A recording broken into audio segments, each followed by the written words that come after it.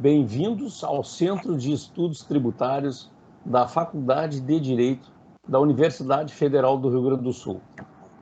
O nosso convidado de hoje é o professor Walter Carnielli, que desde já agradeço por ter aceito o convite e irá tratar sobre o tema Argumentação e Pensamento Crítico.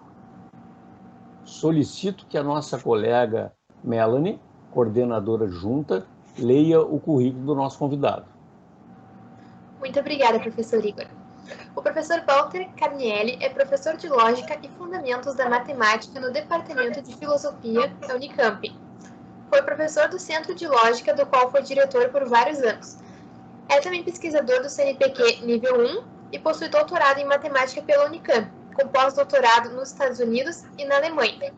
Autor de 15 livros e cerca de 180 artigos científicos, foi ganhador do Prêmio Jabuti pelo livro Computabilidade, Funções Computáveis, Lógica e os Fundamentos da Matemática e também da Medalha de Ouro Telésio Galilei, da Suíça.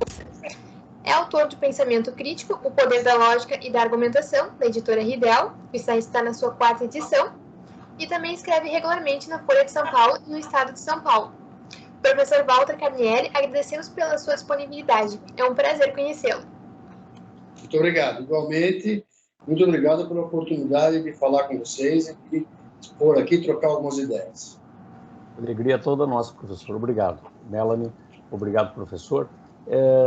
Eu gostaria de começar com a pintura do Goya, que está estampada no seu livro, que é bastante emblemática. O sono da razão produz monstros.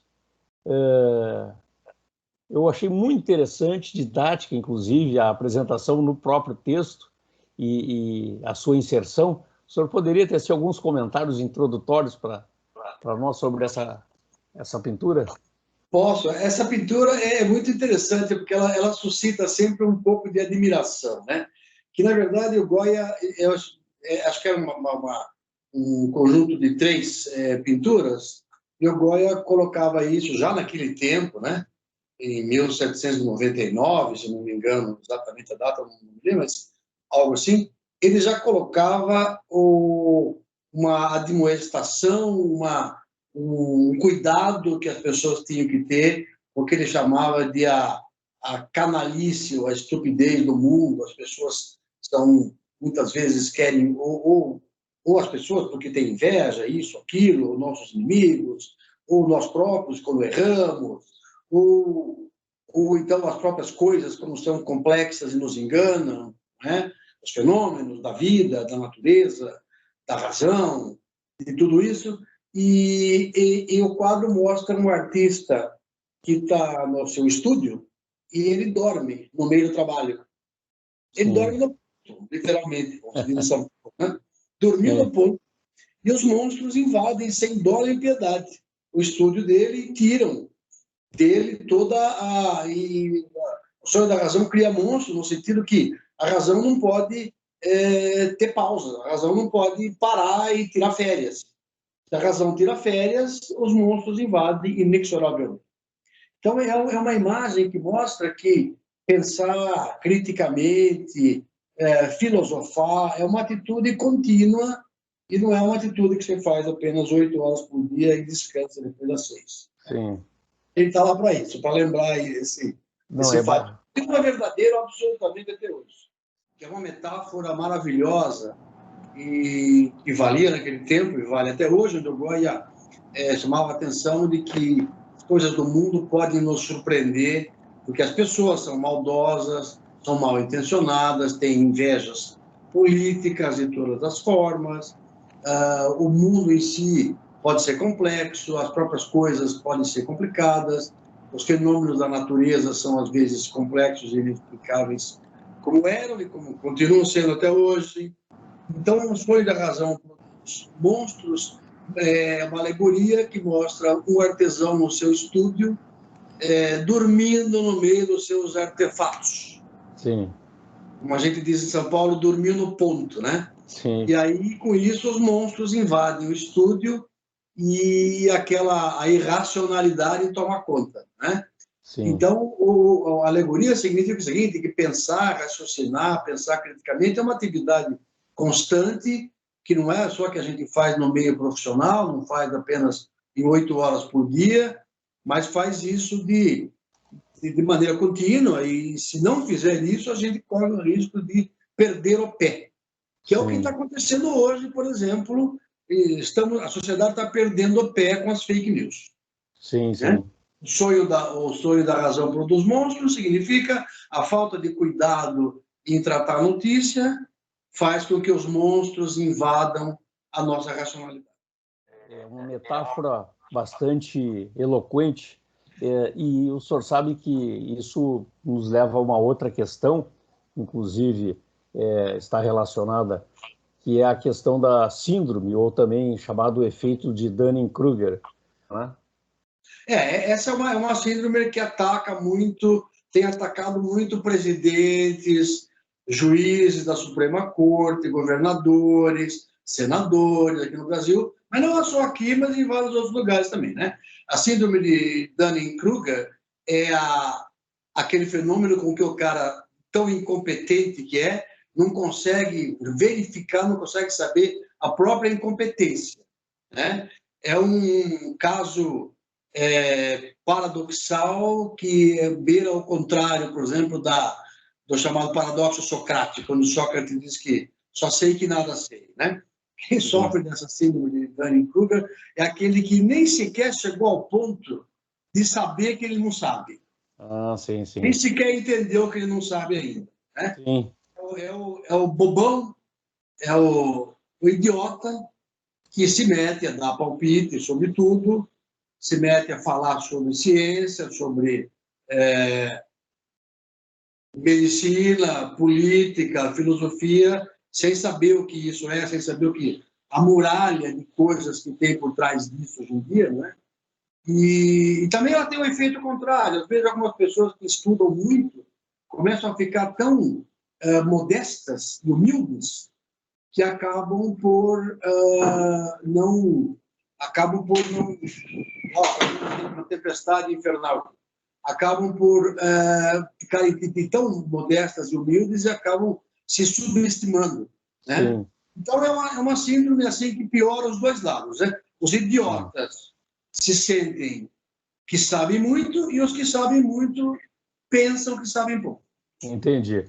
Fica na mão de dois extremos. Sim, sim. Inclusive, há um ditado, de uma certa maneira, de que o erro não se apresenta como tal. E, de fato, mais das vezes, nós, quando nos deparamos com uma situação, a decisão equivocada resulta exatamente pelo fato do erro não se apresentar como erro, né? Ele se apresenta normalmente como uma situação rígida, né? Mas, muito bem. E, professor, gostaríamos então de iniciar agora mais no detalhe, ouvindo o senhor com base na sua obra, particularmente Pensamento Crítico. Gostaríamos de ouvir o que seria o pensamento crítico, a relação do pensamento crítico com a lógica informal, é a mesma coisa, não é? Enfim, o que é o pensamento crítico, professor? Pensamento crítico é a atividade de você examinar os seus raciocínios, né? Não só os seus raciocínios, como os raciocínios dos outros, examinar os seus argumentos, como eles são montados, esclarecer as suas próprias premissas, verificar se as suas premissas levam àquelas conclusões que você pretende e aquelas que as outras pessoas pretendem, né? Então, é um debate, realmente, isso há milênios a humanidade faz isso. Milênios a humanidade debate, desde o tempo dos pré-socráticos, e depois veio a lógica de Aristóteles, Sócrates, Platão, Aristóteles, tentando organizar, tentando refinar os métodos da razão. Então, o pensamento crítico é aquela atividade, então, repito, onde a gente esclarece o que é um argumento, esclarece as nossas premissas e verifica se as premissas levam realmente à conclusão. Aí você me perguntou uma coisa muito interessante, ser conhecido com a lógica formal. Na verdade, ou informal lógica, também, desculpa. Ou informal, exato. Bom, formal, diria que não precisa, não é necessária a lógica formal. Por exemplo, o nosso livro de pensamento crítico, embora tenha sido escrito por 2 matemáticos e lógicos, Sim. ela não tem formalidade. Tem uma coisinha ou outra para minimamente em um dos capítulos, assim, muito pouco. Não tem formalidade porque a gente acha que tem que ser algo formal e rigoroso. E essa é a chave. Né? Formal e rigoroso. Desculpe, informal e rigoroso. Informal e rigoroso.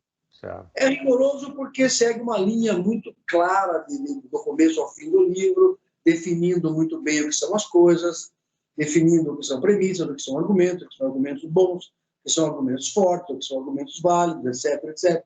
O que são falácias, como é que as falácias entram, e etc, etc. Várias coisas desse tipo. O livro é grande. E aí eu diria que não coincide com a lógica informal, porque argumentar é mais do que lógica. Argumentar é algo que aparece no discurso. Sim. O discurso é rico, é mais rico do que a lógica. O discurso racional só não pode contrariar a lógica. Sim. Mas não basta que eu faça lógica para que eu seja um bom argumentador, né? Sim. Porque hoje em dia tem máquinas que fazem lógica. Argumentar é o nível do discurso. Não há máquina que possa fazer isso. Sim. Não há máquina que consiga argumentar como um ser humano. A argumentação não se reduz à lógica. Certo. Né?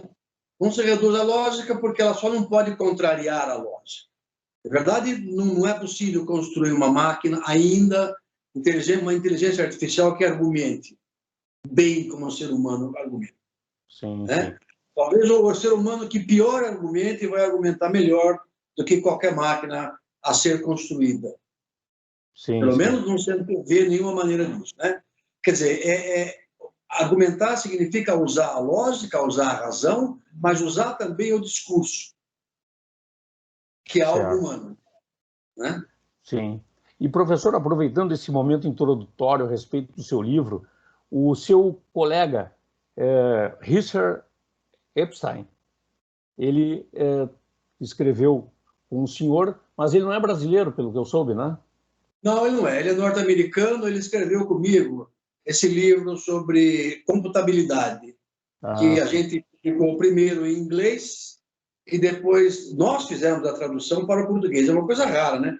Quer dizer, dois autores escrevem em inglês primeiro e depois escrevemos e fizemos a nossa própria tradução para português. Ele também lê português, fala razoavelmente bem.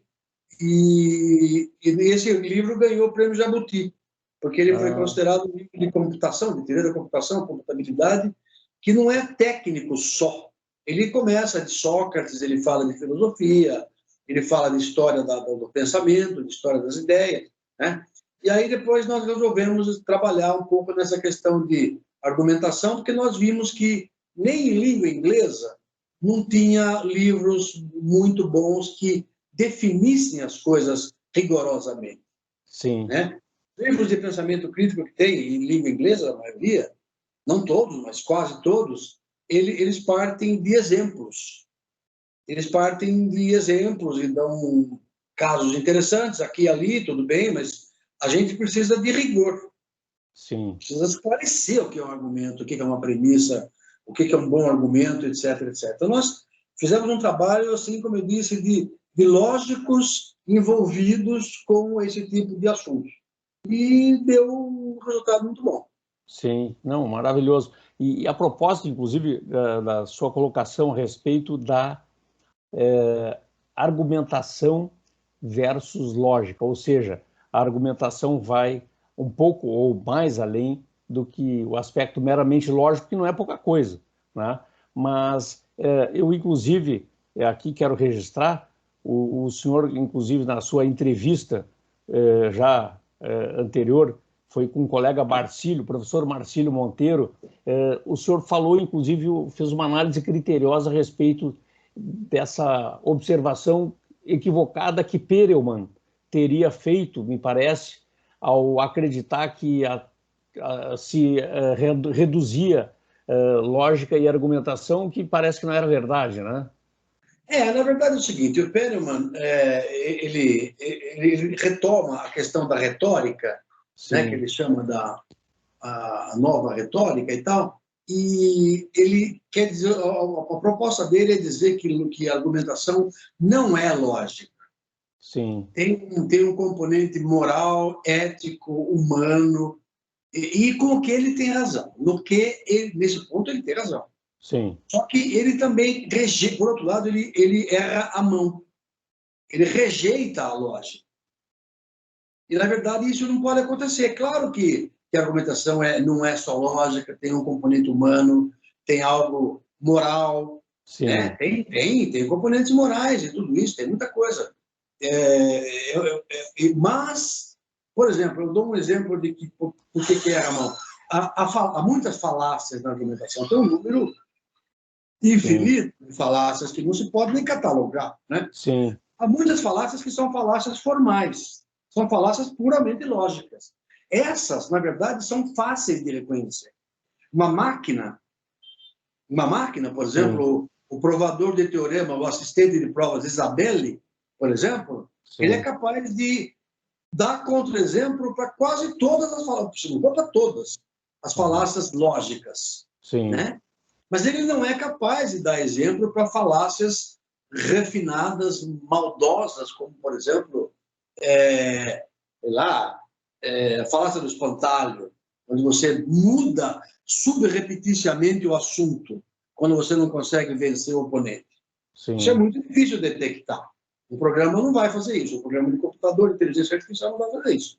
No entanto, as falácias lógicas ele poderia fazer.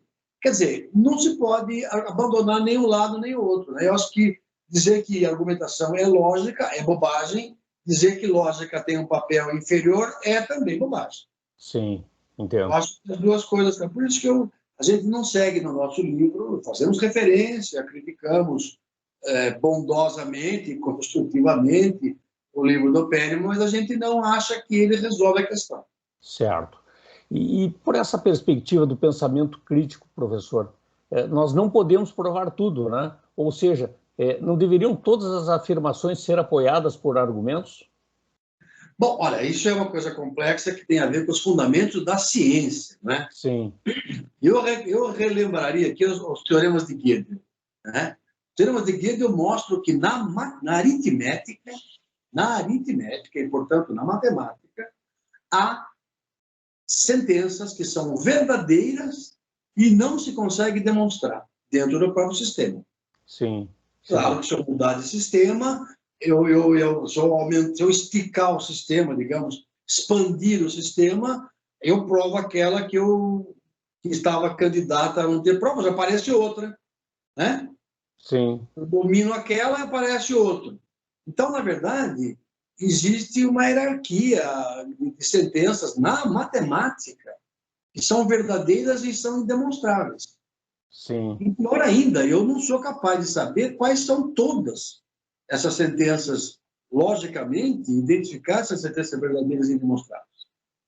Então, veja, se nem na matemática, que é a parte mais crystal clear, como se diz, cristalina da razão, isso acontece, você imagina, no resto. Né? Certo. Então, vai ter muita coisa que realmente eu não vou conseguir argumentar a respeito, e eu não vou saber se o problema está comigo, que sou incompetente, né, para argumentar, ou se o problema é realmente de uma natureza perversa ou tão entranhadamente complexa que eu não vou saber. É uma questão de complexidade aí. Quer dizer, nós temos que ser humildemente humanos. Sim. Argumentamos naquilo que podemos, com calma entre nós, né, e resolvemos o que podemos, assim que a ciência faz. A ciência também não resolve tudo, nem a matemática e muito menos a argumentação. Sim, sim. E por essa perspectiva do pensamento crítico, então, como o senhor na sua obra menciona, o ensino crítico, ele ensina a perceber por que razão as coisas são como são. Essa, digamos, é uma das funções ou ideia do pensamento crítico. Eu acho que uma das ideias do pensamento crítico é acreditarmos na razão. Não é? Sim. Acreditarmos que a melhor ferramenta que a gente tem é a razão. A razão envolve tudo. A razão envolve a matemática, envolve a lógica, envolve a probabilidade, a estatística, a física, a química, a analogia. Veja bem, interessante. A analogia é um instrumento da razão. E, no entanto, ela não é formal, ela é informal. Sim. Eu posso tecer uma analogia no direito, isso se faz muito, né? É verdade. e tece-se uma analogia muito bem feita que me ajuda racionalmente. Então, o melhor que a gente tem é a nossa ferramenta da razão. Sim. Isso, a gente tem que aprender a usar essa ferramenta da razão, tem que aprender a criticar a ferramenta da razão, a avaliar e analisar essa ferramenta da razão. Ela pode tudo? Não. Ela é imperfeita? Às vezes é. Ela é difícil de trabalhar? É. Mas é o que temos. Sim, Né? sim. É o que nos torna humanos. Sim. Diria que não há outra coisa que nos torna humanos. E, para isso, a linguagem é a nossa outra companheira. Né? Não é por menos que o logos, o discurso, começou junto com a filosofia. Certo. E nesse particular que me chama a atenção também uma passagem do seu livro que o senhor usa a expressão autodefesa intelectual. De uma certa maneira, o pensamento crítico nos auxilia também para nos defendermos contra as falácias, sobretudo as externas, né? Os equívocos. Os equívocos que nós próprios caímos, Sim. né? Nós próprios caímos, né? Sim. Nós caímos em falácia quando vamos comprar um carro novo. Sim. Às vezes, o vendedor só fala metade das coisas. Eu sou inteligente, vocês são inteligentes. Eu falo, mas ele não disse isso. Então, a gente cai no conto do vigário, né? Sim. Cai no conto do vigário do vendedor de carro, do que nos vende o serviço da internet, vende telefone, do que nos vende isso, aquilo, remédio, isso, e sei lá, dieta para emagrecer, como ficar lindo, bonito depois dos 30 anos, dos 70, ou sei lá o que for. Então, nós caímos sempre. Então, a gente precisa examinar nossos próprios pressupostos, Sim. nossos e os dos outros, mais do que nunca. Agora, onde tem essa guerra de ideias que são usadas politicamente. Professor Carnielli, essa questão do pensamento crítico me faz lembrar que é muito frequente ouvirmos afirmações de que devemos discutir, devemos debater, mas há uma diferença grande entre debater e debater racionalmente, ou debate puro e simples e debate racional, né? Ou discussão pura e simples e discussão racional. O desejável, obviamente, que é o debate racional. Existe uma questão de que eu até escrevi uma vez um artigo na revista dizendo por que a sua opinião não é argumento, né? Sim. Quando as pessoas, principalmente no Brasil, o brasileiro gosta muito de dizer isso. Quando ele não tem como ganhar, como debater, quando ele não sabe o assunto, ele ou ela diz o seguinte: bom, essa é a minha opinião. Você não pode contrariar a minha opinião. Claro que não. Sua opinião é sua opinião. Tem direito a ela, o que quer que seja. Né? O problema é que a sua opinião não vale como argumento. Então, muita coisa, o que se diz assim, o que se chama de debate ou discussão, é simplesmente uma colocação de argumentos, de opiniões contra opiniões. Eu gosto disso, eu não gosto disso. Eu gosto da direita, eu sou favorável à esquerda. A esquerda é melhor, mas a direita também é. Então, aí eu acho que são os chamados achismos. Sim, né? sim. Um embate de achismos não serve para nada, a não ser para desnudar as suas crenças. Sim. Mais do que isso não serve. Sim. Talvez o seu psicólogo, o seu psiquiatra gostaria de ouvir as suas crenças, as suas opiniões, mas o argumentador não, porque não leva a nada. Sim. Agora, se eu coloco a minha crença e manifesto a minha crença como uma opinião, e ainda por cima eu procuro as premissas que levem ou que embasem essa minha conclusão, aí vira um argumento. Sim. Não é proibido usar a sua opinião dentro do argumento, desde que ela seja usada argumentativamente. Sim, né? sim. Eu acho que é essa a ideia, né? Senão vira discussão de futebol, né? Eu acho que eu gosto desse, eu gosto daquele. Claro. A bola não estava, o outro pegou um pouco na bola, né? Sim. Praticamente vira uma conversa de bar. E, professor, exatamente nesse aspecto de argumentação, uma das coisas que me chamou a atenção e achei bastante didático, o exemplo que o senhor, no seu livro, oferece, como avaliar um argumento, e é o exemplo quando o senhor apresenta metaforicamente ou por analogia aquele caso do pedido de empréstimo no banco. Ou seja, como é que vamos avaliar um argumento? Aí o senhor desenvolve a analogia. Bom, como é que é feito o empréstimo no banco? O casal vai ao banco, né, e solicita o empréstimo. Para isso tem que preencher formulários, né? E aí depois o gerente examina os formulários e aí então ele assume aquelas declarações como sendo verdadeiras, ainda que não sejam, ainda que necessitem de verificação empírica, mas assumindo como verdadeiras, então ele verifica se a pessoa tem o perfil traçado pelas diretrizes do banco para obter um empréstimo, né? Se eu pudesse falar sobre essa questão da avaliação de argumento e essa analogia. É interessante, porque, na verdade, muita coisa que não parece argumento é. Por exemplo, o empréstimo no banco pode ser argumento. Premissas. As premissas são: eu, enquanto tomador do empréstimo, posso pagar? Conseguirei pagar? Se eu não pagar, eu tenho algo para dar em troca? Aquilo está dentro das normas das normas bancárias? O banco não está me fazendo... está me fazendo uma parte do leão. Bom, isso tudo são premissas. A conclusão do banco é: sim, posso emprestar dinheiro para esse casal, ou então não posso emprestar dinheiro para esse casal. Então, aí a analogia que se faz com o argumento é o seguinte: se eu estou analisando um argumento complexo, eu posso até fazer uma premissa, uma hipótese. Primeiro, a seguinte hipótese: supondo que as premissas, as hipóteses que estão presentes sejam boas e confiáveis, será que isso acarreta na conclusão? Certo. Se não acarretar na conclusão, não adianta nem eu verificar se as premissas são boas. Sim. Porque aí é um argumento irrelevante, non sequitur, né? Não segue, não chega, não tem conexão entre premissa e conclusão.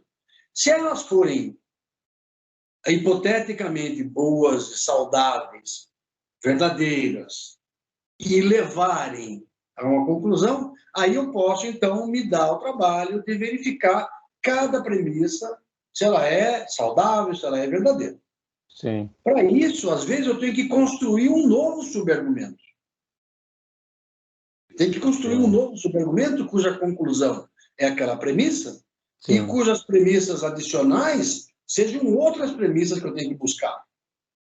Eu posso fazer esse trabalho regressivamente até que eu chegue em algumas coisas que são confiáveis, como, por exemplo, saiu numa revista científica, um certo governo confiável, porque nem todos são, né?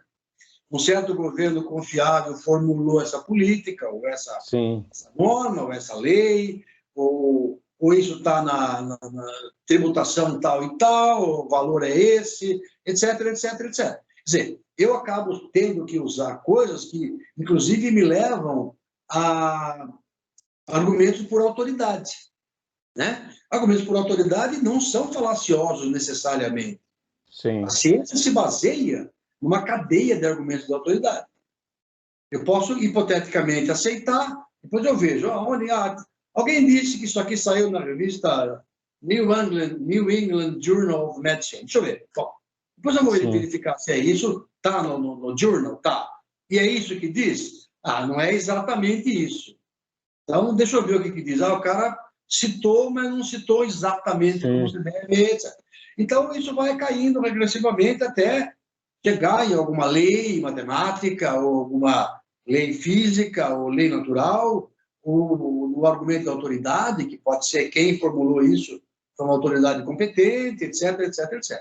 Né? Então, nesse sentido, tem uma analogia no empréstimo bancário. Eu tenho que verificar e depois repensar e fazer... Né? O que vai fazer o banco depois? Se ele assume que a pessoa tem, em princípio, condições de contrair aquele empréstimo, etc., ele depois pode verificar, ponto por ponto, se aquela coisa é verdade, se o imóvel que o cara tem e diz que tem, ele tem mesmo, se ele não está com os tipos de problema, protestos, hipotecas, etc. É o que a gente faz, inclusive, quando vai comprar alguma coisa no mercado imobiliário, né? Deveria fazer, pelo menos. Deveria fazer, pelo menos. Deveria. É verdade. Ou seja, eliminar as dúvidas. Esse é o trabalho que o gerente faz. Exatamente, ele vai eliminando gradativamente. É um trabalho difícil? É. Funciona sempre? Nem sempre. Às vezes eu não tenho. Às vezes eu não tenho como verificar se o meu argumento é perfeito. Mas que a gente dá a definição no livro, argumentos que não são perfeitos, não são muito bons, ele pode ser forte. Sim. Mas é muito plausível que, né? Sim. A plausibilidade e a noção de evidência também tem seu valor. Perfeito. E sobre essa questão de eliminação de dúvidas, me faz lembrar uma outra passagem do seu livro, e aqui eu naturalmente não quero aqui provocar nenhum spoiler e esvaziar a leitura, ao contrário, estimular a leitura de todos os interessados e que estão nos assistindo, mas uma das passagens da sua obra, o senhor cita aquele caso do Simpson, questão do processo criminal lá nos Estados Unidos, e que aí então o senhor menciona que o acusado, lá no caso dos Estados Unidos, a expressão inclusive utilizada, né, tem que provar que o acusado é culpado além de qualquer dúvida razoável, né? E isso é um elemento útil do ponto de vista da argumentação, né? A questão da além da dúvida razoável, né? Ou além de qualquer dúvida razoável. Ou seja, nós estamos lidando com probabilidade, de uma certa maneira, né? Exato. Aí entra uma coisa interessante que a gente tem que levar em conta. Alguns filósofos já falaram sobre isso, e que é o seguinte: o padrão de prova na ciência Sim. é exatamente igual ao padrão de prova na lei. Sim. E não é exatamente igual ao padrão de prova em outros casos. Cada caso na matemática, por exemplo. Né? Em matemática, o padrão de prova é uma demonstração. Uma demonstração é algo inexorável. Se eu faço uma demonstração, você tem obrigação e direito de rever ponto por ponto a minha demonstração. E uma máquina pode fazer isso. Veja bem, importante.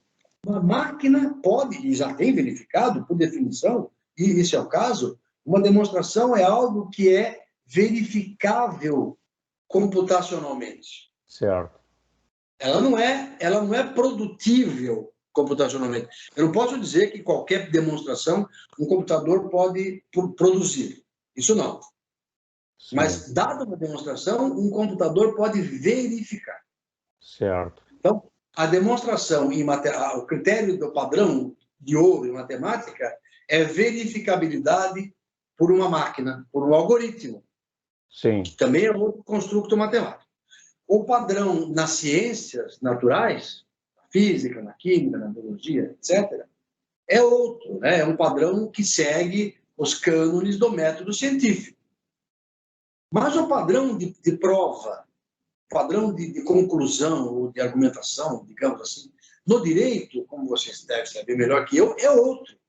O direito, eu às vezes não consigo demonstrar matematicamente que o camarada é culpado. Nem eu consigo demonstrar cientificamente que ele é culpado. Mas se tem uma evidência muito alta, e eu posso medir grau de evidência, baseado em probabilidade, etc. Se tem uma evidência muito alta, eu posso, como juiz ou como um tribunal de júri, dizer que o fulano é culpado além da dúvida razoável, para além da dúvida razoável, né? Sim. Beyond the reasonable doubt, né? Então, isso é uma coisa usada no direito anglo-saxão, mas foi usado no Brasil também, tem sido usado. Sim. Temos precedentes. Temos. Tem precedente, o Supremo Tribunal. Exato. A dúvida razoável é a aceitabilidade de que, às vezes, o argumento, eu não consigo ter um bom argumento, o argumento perfeito, sim, mas eu tenho um argumento forte. Está no nosso livro isso, engraçado. Sim, sim. Tem a noção de argumento forte. Sim. É aquele que eu não tenho absoluta certeza de que as premissas são verdadeiras, mas eu tenho um alto grau de evidência. Certo. As premissas são fortemente plausíveis, todas elas. E elas têm um grande grau de plausibilidade de que essas premissas acarretem a conclusão. Bom, então aí eu tenho para além da dúvida razoável. Sim, sim. É um critério que se usa no direito, e é muito racional. Certo. E, professor, o senhor citou a questão do argumento forte. O bom argumento é um argumento forte? São sinônimos? Não, o bom argumento é aquele que todas as premissas são indubitavelmente verdadeiras. Certo. E as premissas levam muito bem, conduzem perfeitamente bem à conclusão. Sim. Mas, às vezes, quando isso não acontece, não é um bom argumento. Mas, às vezes, as premissas não são indubitavelmente verdadeiras. Elas são muito plausíveis. Certo. Não são absolutamente perfeitas. E elas conduzem de maneira bastante boa à conclusão, mas não de maneira absolutamente perfeita. Então, tem algumas pequenas imperfeições, digamos assim. Certo. Que eu poderia, em princípio, medir. Tá? Não é trivial fazer isso. Ainda não se conseguiu. A lógica e a filosofia não conseguiram um instrumento que meça, digamos assim, a força de um argumento de maneira matemática, etc. Não tem uma máquina que faça isso. Mas, do ponto de vista humano, eu posso pensar que argumentos são fracos, eles vão de fracos a fortes. Alguns são muito fortes. Certo. Então, argumentos fracos e fortes é um pouco menos do que bom argumento no nosso livro. Nossa definição, né? Certo, A certo. definição de que o bom é perfeito. Sim, sim. E o forte pode ser um pouco mais forte, menos forte, comparativamente, né? Sim. E aí é uma questão filosófica, uma questão humana, tentar debater e decidir quão forte é o argumento ou não. Sim. E aí, então, nesse contexto, digamos, podemos dizer que no seu livro, quando o senhor usa essas categorias, lá o senhor também faz a distinção. Argumento convincente pode não ser bom. Quer dizer, convence, mas não é bom. Exato, exato. Às vezes é melhor usar um argumento forte Sim. e com mais poder de convencimento, sim, porque eu uso até por exemplo, eu digo, olha, é razoável, eu até uso um exemplo, né, todos os periquitos sim, que eu tenho visto até hoje, eu posso dizer o seguinte, todos os periquitos têm menos de 20 centímetros. Então, os periquitos que estão naquela loja de animais têm menos, que eu não vi, não olhei ainda, sim, eu aposto que tem menos de 20 centímetros. Bom, eu não tenho certeza que todos os periquitos do planeta têm menos de 20 centímetros. De repente, na Malásia, descobriu-se, o ano passado, uma raça de periquito que tem 25 centímetros de altura. sim, Então, o que seria mais... Esse seria o argumento perfeito, mas ele não é tão interessante como um outro que poderia formular assim, ó, todos os periquitos que eu já vi, que sim. vocês viram, que vocês, meus amigos oponentes críticos, também já viram, todos que a gente tem visto, até hoje tem menos do que 20 centímetros. Sim. Então, os periquitos que estão naquela loja, eu tenho uma ótima perspectiva, uma alta probabilidade de que eles tenham menos de 20 centímetros. É um argumento forte, não bom como o outro, perfeito, mas ele é mais convincente, porque ele cai na nossa experiência.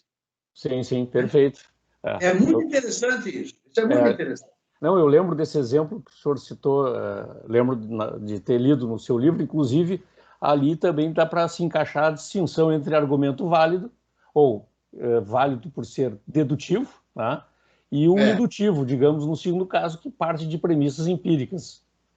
A gente não usa a palavra indutiva, nós resistimos a usar essa distinção dedutivo e indutivo, que não é uma boa distinção, e eu acho que faz mal para advogados e juízes, talvez jornalistas que não conhecem muito bem lógica, que pensam que a lógica se divide em duas faces, o que é dedutivo e o que é indutivo. Isso não é verdade. Né? Sim. Então, mas eu entendo que indutivo usado nesse sentido informal. Né? Entendi. Certo. E, professor, nessa perspectiva argumentativa, o que se podem considerar boas razões, ou como boas razões. O que são boas razões? De novo, é uma questão filosófica, né? Não tem uma máquina que me diga Sim. uma régua de medir boas razões, né? Sim. Não tem uma máquina, não tem uma régua. Boas razões são aquelas que, apoiadas na racionalidade tradicional. Por exemplo, há boas razões para acreditar que um médico que pratica a medicina há 20 anos e é uma pessoa renomada vai me dar um remédio que vai melhorar a minha saúde, não me dar o que vai me envenenar o meu fígado. Sim, sim. Boas razões para isso. Certo. Por quê? Porque ele é um médico, porque ele estudou numa boa escola, porque eu nunca vi nada errado a respeito dele, porque ele foi recomendado por vários amigos. Eu vou aumentando o grau de evidência. Sim. Boas razões, eu diria que, grosso modo, é ter um alto grau de evidência. Sim, certo. Quanto alto? Aí a pergunta é difícil, né? Quanto alto? Não sei quanto. Comparativamente alto. Sim, Né?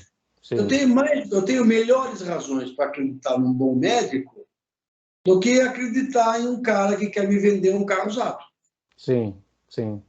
Por quê? Porque ele tem razões para querer mostrar que o carro usado dele é o melhor do mundo, é uma beleza. Tá. Eu tenho que estar... Não tem nenhum problema, ele está argumentando e eu estarei aí tentando ser crítico aos argumentos dele. Não é um erro tentar ser vendedor. A propaganda é mentirosa, mas talvez seja assim, é da propaganda ser mentirosa.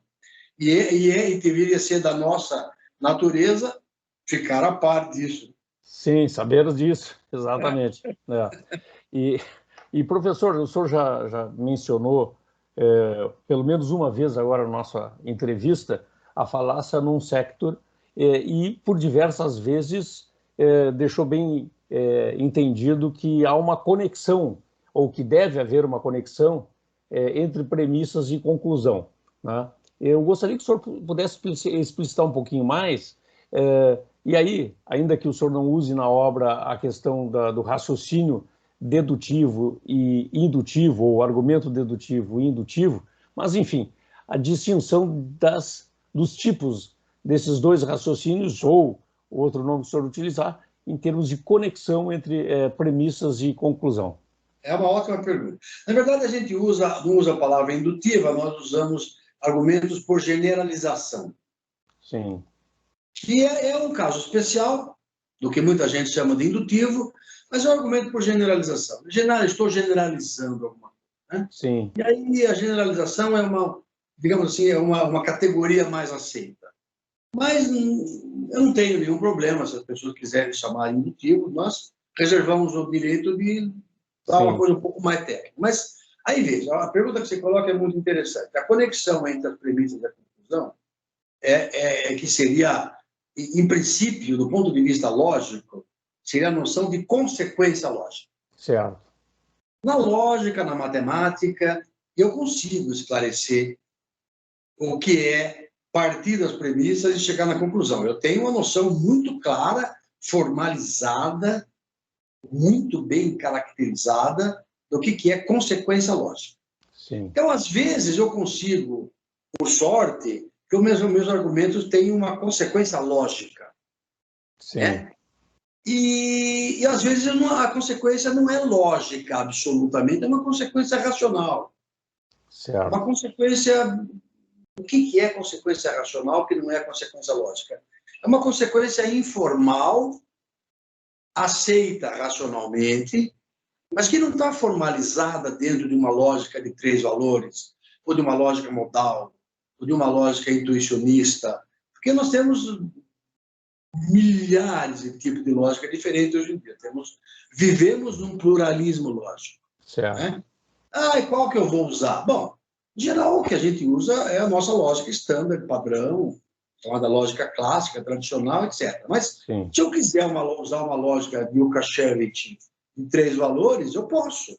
Eu vou ter uma noção de consequência diferente. Se eu quiser usar uma lógica paraconsistente, que é nosso objeto de estudo aqui na Unicamp, no Centro de Lógica, Sim. Eu posso usar também. Então, quando eu falo de consequência lógica, eu tenho que ter claro que tem várias delas diferentes. Certo. E às vezes não tem nenhuma, porque às vezes o que eu estou dizendo, o passo que eu estou dando da premissa à conclusão, não está formalizado. É rigoroso, mas é informal. Entendi. Agora, quando eu uso a expressão non sequitur, significa não segue mesmo. Sim. Né? E como é que eu sei que não segue mesmo? Eu posso dar um contra-exemplo. Uhum. Né? Posso dizer, olha, isso não segue mesmo. Porque existe um caso em que as premissas se comportam assim, assim, assim, e a conclusão é completamente diferente dessa que você está falando. Entendi. Aí o argumento é chamado, ele foi invalidado. Certo. Ou seja, é possível que as premissas sejam aceitas, ou sejam verdadeiras, e que a conclusão seja falsa. Aí é o caso de um non sequitur. Ou seja, é mais fácil mostrar, às vezes, que um argumento não segue do que segue. Sim, sim. Interessante. E professor, na sequência, ainda no seu livro, Pensamento Crítico, o senhor faz uma afirmação: políticos demagogos querem nos persuadir por meios não racionais. De uma certa maneira, então, é exatamente disso que nós estamos falando. Não seguir. Isso aí, o livro foi escrito antes, né, de vários episódios no Brasil. Parece que ele era profético, né?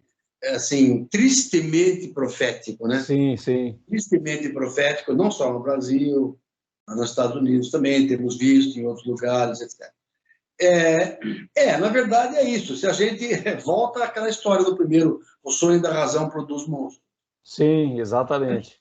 E, no caso, os monstros são os nossos governantes políticos, senadores, deputados, alguns juízes. Estou dizendo de todos.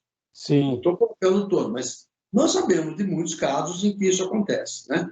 Tentam nos persuadir, tentam sublevar as massas para que faça isso ou aquilo, tentam pôr fogo na plateia para que faça isso ou aquilo ou aquilo outro. Né?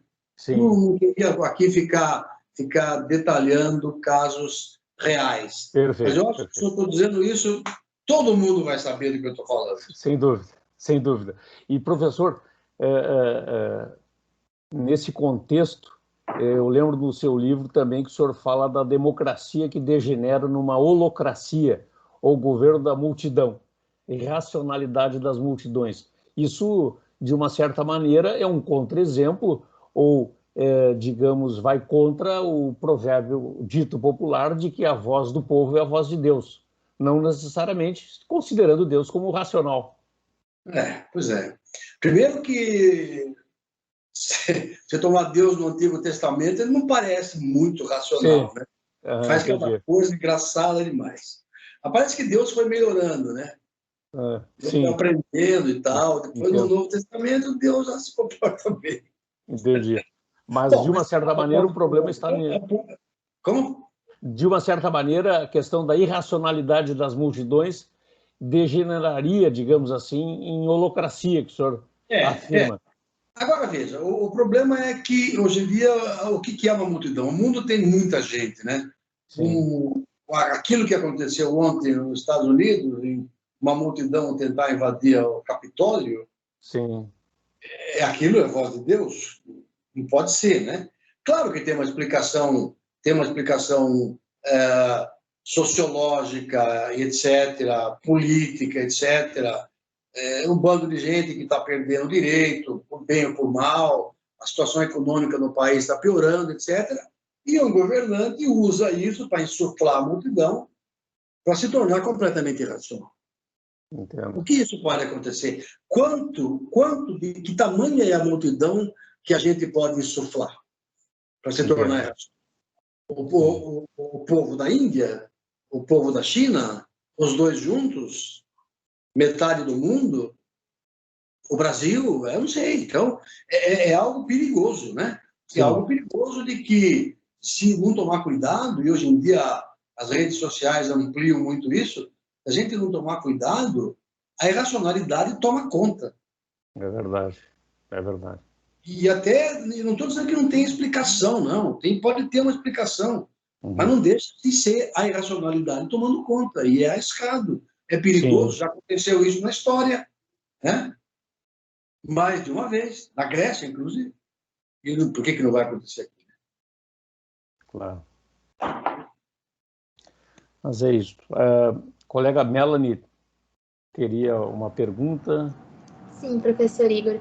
Professor Carnielli, no início da sua entrevista, o senhor mencionou as fake news. Qual seria, então, a relação entre fake news e falácia? Olha, as falácias são amplas, né? Eu até gravei um verbete para a enciclopédia virtual, ou enciclopédia da internet, da ANPOF, que é a Associação Nacional de Pós-Graduandos em Filosofia, ou de programas de pós-graduação em filosofia, modernamente, e outros colegas também gravaram várias outras coisas, onde eu mostro ali que as falácias é um assunto amplo, tem 2000 anos, no mínimo. Desde Aristóteles, que a gente fala sobre falácias, e parece que não aprendemos ainda muito, e ainda não foi muito... por incrível que pareça, a física, complexa como ela é, se desenvolveu muito mais do que as falácias. A química, a biologia, a matemática, a lógica, se desenvolveram tremendamente nos últimos 2000 anos e tanto. Mas as falácias, não. O estudo das falácias parece que ainda continua embrionário. E por que isso? Porque há infinitas maneiras de errar. É muito difícil estudar o erro. Como você disse, o Igor disse, o erro não aparece como erro. Ele tem cara de acerto. O erro não se anuncia assim, olha, eu sou um erro, tá? Ele se anuncia como um acerto. Essa talvez seja uma razão. Mas há infinitas maneiras de falar, de cometer falácia, há novas falácias, e há algumas falácias específicas que são usadas hoje em dia com grande apelo psicológico. As falácias já têm um apelo psicológico. Eu não vou aqui definir o que são falácias, porque lá no vídeo eu coloquei, mas eu digo bem brevemente que eu não posso dizer que falácias são apenas erros da lógica. Falácias são erros da argumentação racional, são erros que são coisas que vão contra os princípios da argumentação racional. Né? A falácia seria um argumento que não pode ser reparável, é irreparável. Se você me formula um argumento, ele não está perfeito, eu tenho que ter a gentileza de melhorar o seu argumento para você mesmo, e dizer, olha, não era isso que você queria dizer, e tal, tá, então vamos continuar. A argumentação tem que ser um jogo gentil. A discussão tem que ser um jogo gentil. Né? E, bem, as falácias seriam aquelas coisas que são irrecuperáveis, que são irreparáveis. Mas algumas falácias têm um poder de sedução psicológica enorme. Por exemplo, o que são falácias que têm um poder de sedução psicológica enorme? São aquelas coisas que vão direto ao que uma pessoa gosta ou espera ou acredita. Então, a internet possibilita com que, se eu acredito que o governo do PT é isso ou aquilo, bom ou ruim, não importa. Acredito em alguma coisa sobre o governo do PT. E recebo uma notícia assim, olha, saiu no jornal ontem que o presidente do Partido dos Trabalhadores fez isso ou aquilo. Eu não vou dizer se é bom ou se é ruim. Eu tenho a tendência de colocar a minha crença exatamente em conluio com aquilo e passar aquela notícia para frente sem verificar. Então, a fake news seria uma falácia de tomar mal o argumento da autoridade. Né? Eu recebi isso da internet de um amigo, eu acredito, né, no que está aqui, não verifico, passo para frente. Sim. Então, aí se perpetua as fake news. Quem constrói fake news, os escritórios do ódio, os escritórios da irracionalidade que existem por aí, sabe disso. Constrói fake news a propósito, né? A propósito para que sejam disseminadas. E ganham, né, vencem essa batalha, porque muita gente vai e passa mesmo, cai dentro da sua bolha epistêmica, cai dentro da sua esfera de crença, da sua ideologia. Então, quem constrói conta com esse tipo de irracionalidade do... Quer dizer, falácias, fake news, então, são certos tipos especiais de falácia, bem pensadas e bem construídas, que tiram partido de um elemento de natureza psicológica. E tiram partido das redes sociais, né? Porque permite uma velocidade de expansão gigantesca, né? Se eu tivesse que bater na porta do vizinho e contar para ele a fake news, ela ia acabar logo, porque demorava mais um dia, mais o outro, tal, bateria na porta de 3 ou 4 e a coisa esmorece. Mas a internet não permite que se esmoreça, né? Sim, sim. Então ela se utiliza de algum elemento assim no destinatário, né? Como é que é? Então ela acaba se utilizando de algum elemento no destinatário que a fortalece. O Humberto Eco disse, né, diz que a internet deu voz aos imbecis. Sim. Ele disse isso no livro dele. Mas, na verdade, ele está errado, não deu voz aos imbecis. Ela deu voz a qualquer um, mesmo que ele não tinha o que dizer. Ela deu palco. Ela deu palco a quem quer que seja, né? Democratizou? Sim. Mas é um risco também, né? Você dá um martelo na mão de todo mundo, mesmo para quem não sabe martelar, né? É uma arma. Vira uma arma. É isso. Ah, que isso. Professor, eu teria uma outra pergunta, mas o senhor citou o Centro de Lógica, Epistemologia e História da Ciência da Unicamp, que Sim. foi projetado e organizado em 1976 e implantado oficialmente na Unicamp em 1977 pelo professor saudoso Oswaldo Porchat Pereira. O senhor poderia citar algumas palavras, mencionar alguns detalhes sobre o centro? Posso, claro. O centro foi fundado pelo Porchat, vários de nós. O centro não tem professores. Ele, por exemplo, a maior parte de nós que fazemos parte do centro estávamos ou estamos no departamento de filosofia. Outras pessoas no departamento de física, de matemática, de biologia, de linguística, de história, né? etc., fazem parte do centro. O centro é uma comunhão de interesses que tem como objetivo, como o Porchat sonhou, promover, não é, a lógica, a epistemologia e a história da ciência, 3 grandes pilares da razão. 3 grandes pilares da razão. Mas falta matemática? Falta, mas aí tem matemáticos, tem físicos, tem químicos, tem biólogos, etc., tem linguistas, e etc., etc. Então, o centro ele vai caminhando para 50 anos, né? Sim. E é uma coisa extraordinária. O centro produziu muita pesquisa, né? Muita pesquisa nesses quase meio século, tem uma biblioteca extraordinária, tem um arquivo, tem vários arquivos do centro, que parece uma coisa no começo, quando a gente fala, mas para que guardar coisa de cientistas brasileiros que estão vivos? Logo mais, os cientistas não estão mais vivos. E daí, em 50 anos, o centro colecionou uma grande quantidade de material de cientistas brasileiros, que vai vir a história. Sim. Foi assim que o material de Isaac Newton ficou guardado. Está guardado até hoje, né? Daqui a 300 anos, teremos material de cientistas brasileiros guardado, né? Então, o centro produziu muita coisa, muito conhecimento, muita interação entre lógicos, filósofos, pessoal da computação, físicos, matemáticos e tudo isso. Continua até hoje. É claro que tem altos e baixos. Hoje em dia, o grupo de lógica, do qual nós pertencemos, promove um pouco mais de pesquisa, porque é um grupo mais forte. Epistemologia é algo que está um pouco sofrida hoje em dia, né? Epistemologia, a filosofia da ciência é algo que existe, mas o mundo respira, às vezes, um pouco diferente, né?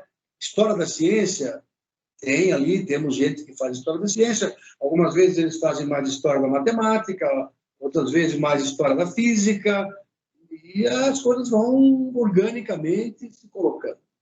Então, o Centro de Lógica, eu tive a satisfação de ter sido diretor do Centro de Lógica por vários anos, né?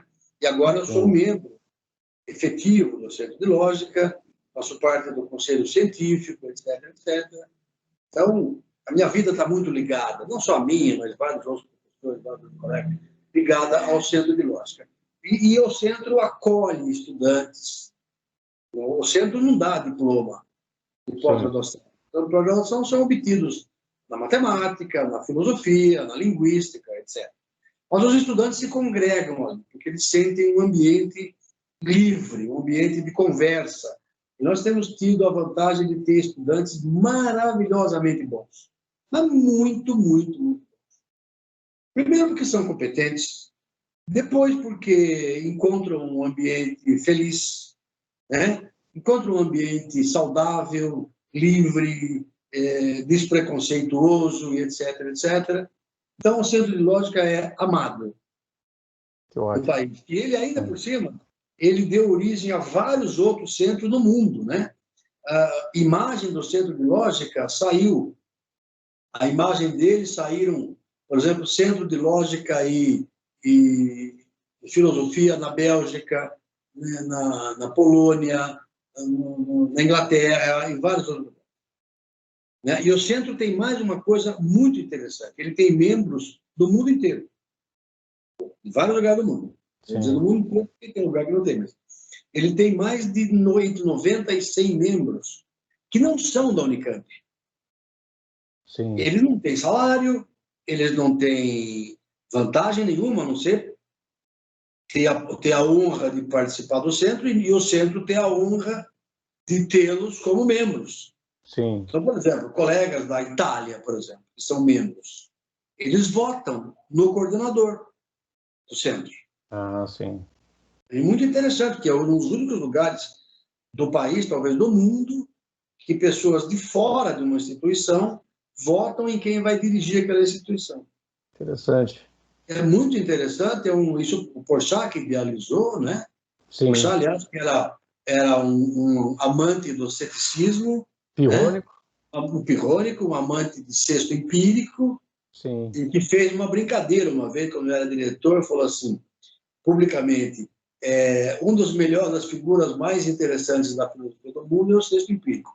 E, Walter, você como diretor tem a obrigação moral de conseguir uma estátua de sexto empírico e colocar na entrada do Centro de Lógica. Até hoje eu estou procurando uma estátua de sexto empírico e não tem nenhum. Sim, sim. O Porchat me deu uma tarefa cética. Sim, sim. Que até hoje eu não consegui cumprir. Para um bom cético, né? E o senhor citou que tem sido objeto de estudo intenso do Centro de Lógica da Unicamp, a lógica paraconsistente também, né? Sim. A lógica paraconsistente é uma conquista brasileira, né? Ela nasceu, assim, ela não nasceu, assim, não vou dizer que ela não tenha aparecido no Brasil pela primeira vez, né? Mas ela foi formalizada pela primeira vez pelo Newton da Costa. O professor Newton da Costa, que é um brasileiro, um professor que tem 90 eu acho que ele tem 92 anos e continua muito bem, trabalhando aí em Florianópolis. E o Newton foi meu orientador, doutorado, orientador de várias outras pessoas, Sim. Orientador de muita gente no Brasil. E o Newton formalizou pela primeira vez a lógica paraconsistente, que consiste em quê? Consiste numa lógica atenuada, né? A lógica clássica ou tradicional é uma lógica muito rude, ela é muito bruta, ela não é uma lógica muito humanizada. Sim. No sentido em que, por exemplo, ela me permite que de uma contradição eu conclua qualquer coisa. Sim. Mas não é assim que o ser humano funciona. Sim. O ser humano não funciona dessa maneira. Se eu vou a Porto Alegre e pergunto uma informação, que rua é, onde é a rua tal, alguém me diz aqui, anda 3 quadras, vira à esquerda, e lá você vai encontrar um ponto de táxi ali, sim. E eu vou lá, não tá, pergunto para outra pessoa, assim, não é aqui não, é do outro lado, aí atravesso o rio. Se eu encontro uma contradição na vida, como a gente encontra mesmo, qual é a minha atitude humana? Sim. Eu não vou concluir que o Papa é chinês. eu vou concluir o seguinte: eu ouvi mal, ou a pessoa não sabia, ou eu vou perguntar de novo, ou o que ele falou vai reto, não era muito reto, talvez tenha que fazer uma curva. Eu vou buscar as razões pelas quais a contradição apareceu. Certo. Ou seja, eu não vou usar esse instrumento bárbaro da lógica clássica, que é Sim. a lei da explosão. Sim, sim. A partir de uma contradição eu tiro qualquer coisa. Eu não vou usar isso. Certo. Agora, o que é a ideia do Newton foi o seguinte: vamos formalizar essa lógica do humano. Entendi. Como é que ela é? É uma lógica atenuada, uma lógica mais civilizada, menos bruta. E ela serve maravilhosamente bem para quê hoje em dia? Para a matemática ela não serve muito. A matemática ela não tem muito uso. Ela é formulada matematicamente e tal, mas os matemáticos não precisam dela. Mas quem trabalha com informação precisa muito dela.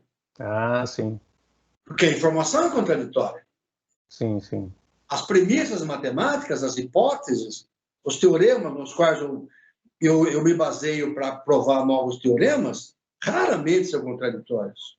E se são, os matemáticos acham um jeito de resolver aquilo de uma outra forma. Mas a informação é contraditória, a evidência é contraditória, o discurso é contraditório.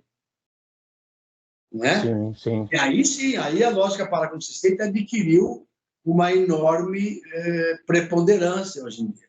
É usada em sistema de inteligência artificial, claro que ainda não é nenhuma maravilha, mas cada vez é mais Sim. usada. Na ciência vão vagarosamente, né? A ciência não cresce como cogumelo, Sim. cresce vagarosamente.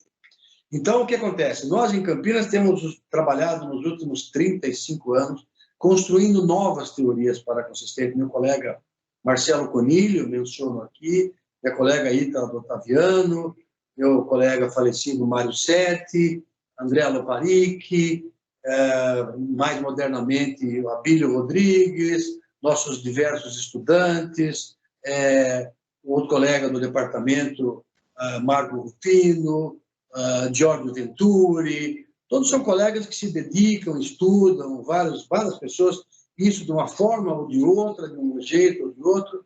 Em particular, eu e meu colega Marcelo Conilho escrevemos um livro há uns 2 anos atrás, e esse livro que saiu na Springer, né, Allegations, Contradictions and Consistency, ele sintetiza 30 e tantos anos de pesquisa na lógica paraconsistente, a partir do Newton da Costa, com vários outros desenvolvimentos, e faz com que essa teoria seja internacionalmente conhecida e o Brasil conhecido muito por essa coisa. É um fenômeno, é uma coisa bacana. Sim, sem dúvida. Ter participado, né, de continuar participando dessa empreitada. É algo maravilhoso. Não, inclusive, professor, o senhor citou um detalhe agora que me fez lembrar, essa questão do princípio da lei da explosão, de uma contradição, tudo é possível, né?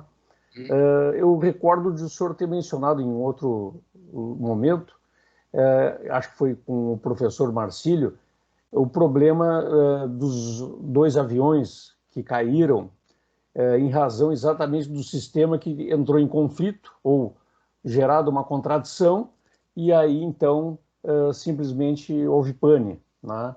E que a lógica paraconsistente, digamos assim, resolveria, em princípio, o problema que a lógica clássica não resolveria. O senhor poderia, em rápidas palavras, enfim, rápidas palavras. Foi uma crítica que eu fiz a algo que a Boeing fez, né?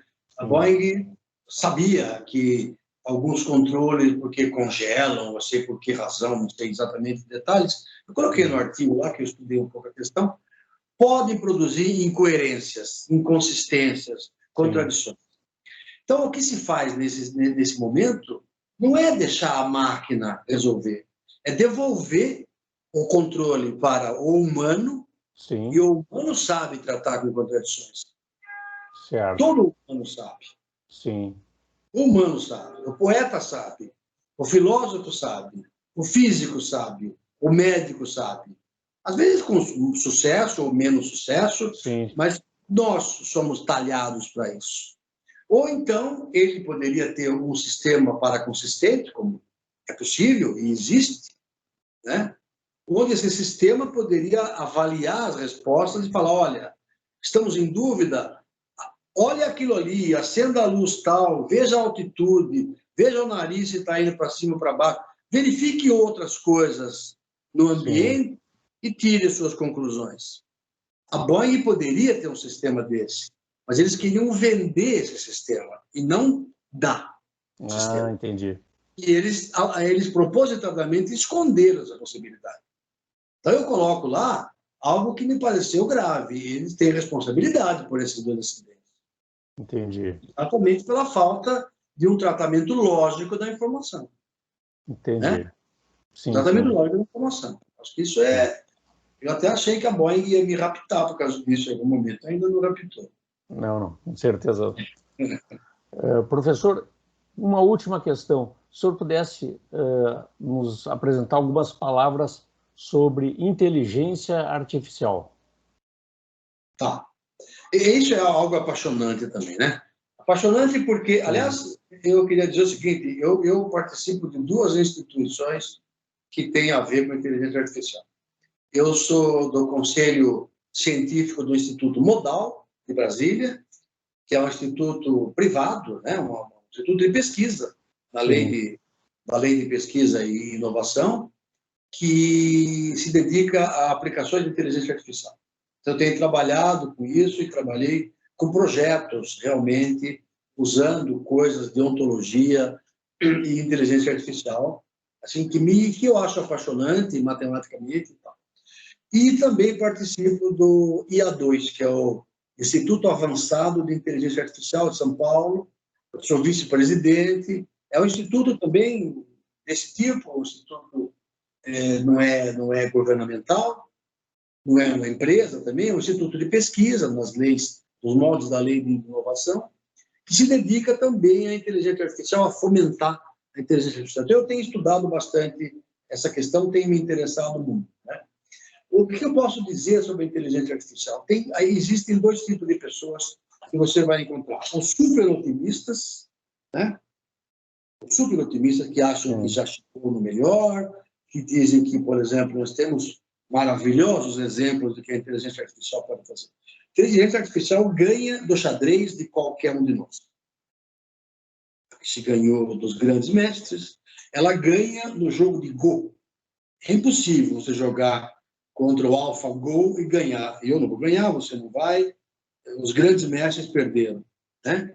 Então, ela joga Go maravilhosamente bem, ela traduz. Você pega o Google Translate, você quer traduzir do búlgaro para o persa, você consegue, não sei se sai lindamente bom, mas você tem uma ideia do que acontece, né?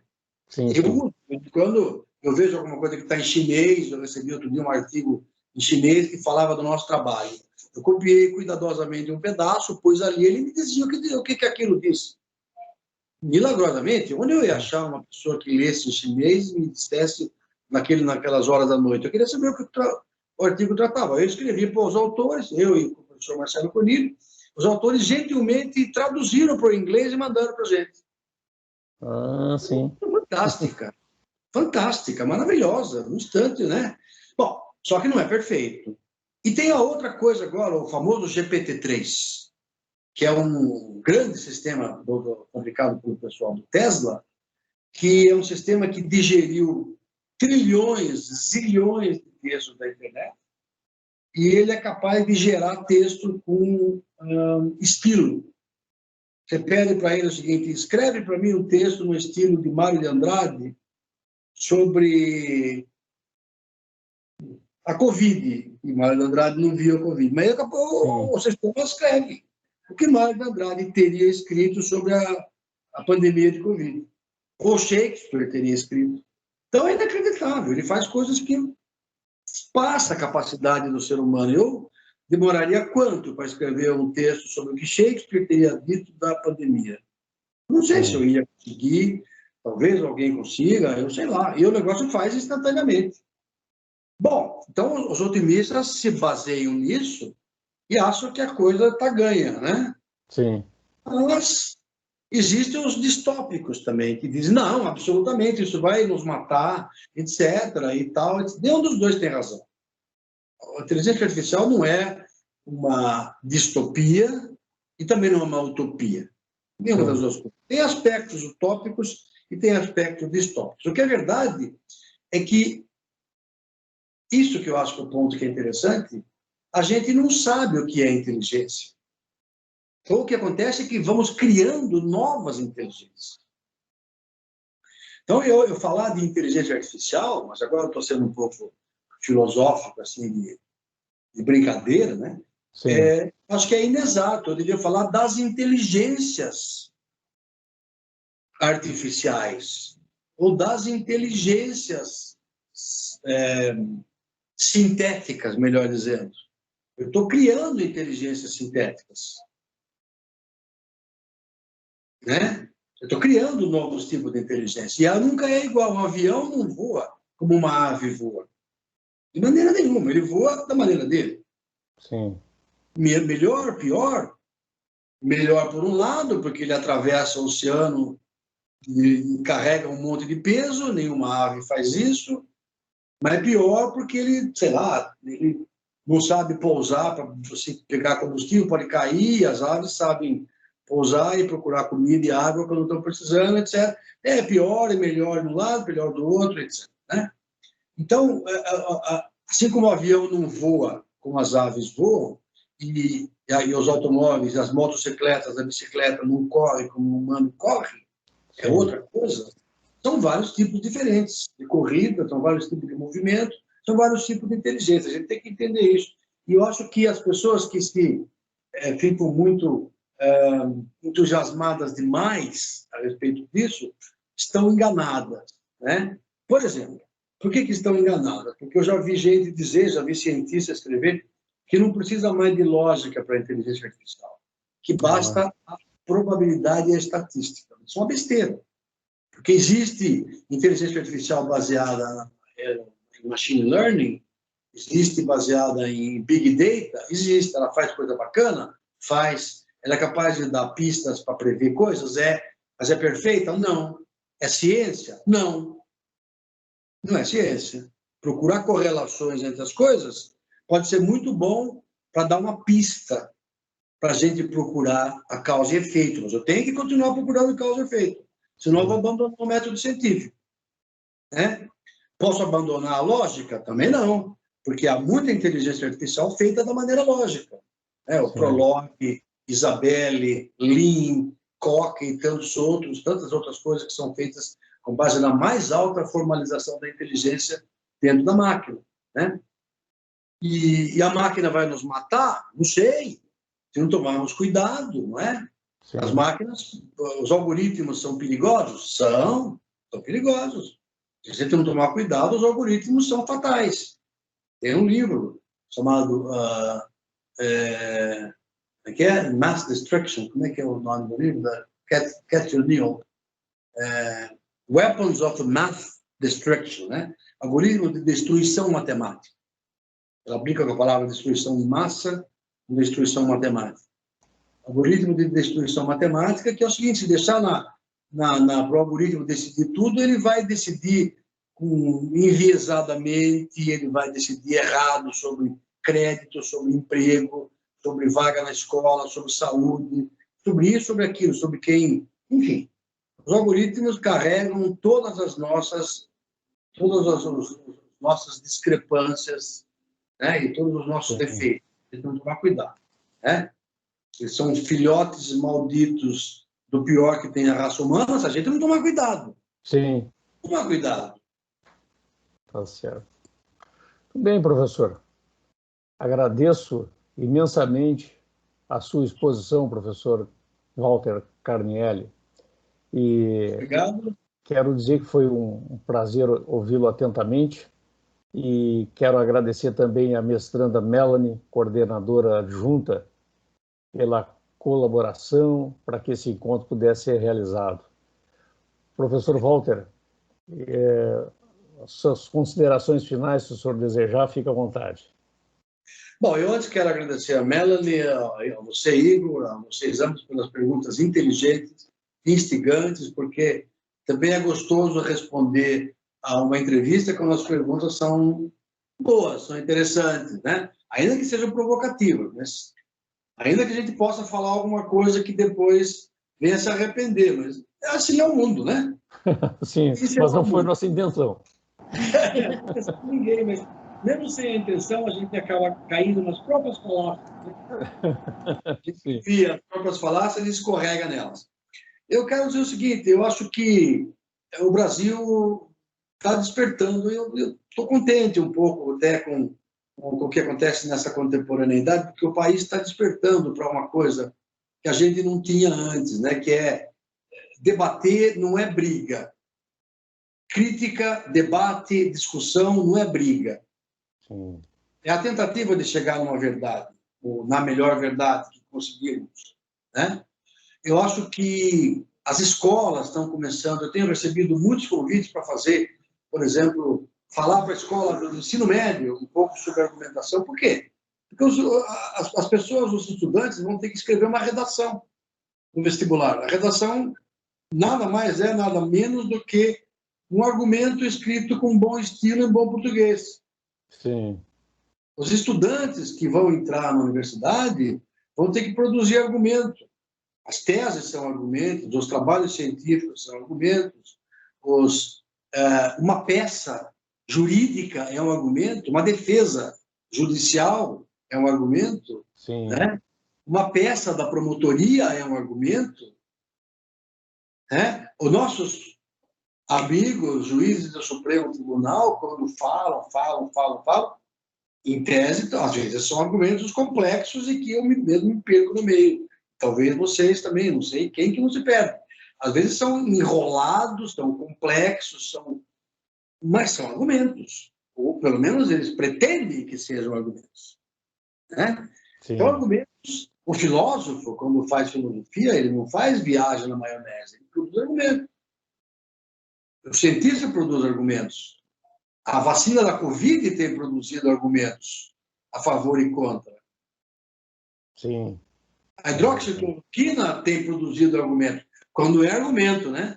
Claro. Quando é argumento. A autoridade mandou, não é.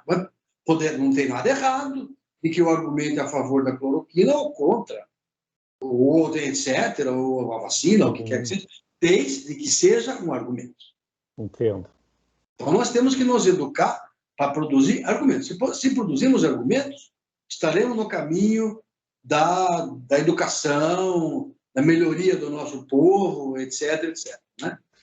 E o brasileiro tem que aprender a fazer. Até para você escrever uma carta para o Detran, quando o seu carro levou uma multa, você defender, é um argumento que você tem que fazer. É verdade. Se você fizer bem, você pode ganhar. Tá certo. Professor Carnelli, mais uma vez, muitíssimo obrigado. Abraço a todos. Muito obrigada, abraço. Obrigado a vocês. Obrigado a vocês e muito obrigado pela oportunidade. Obrigado.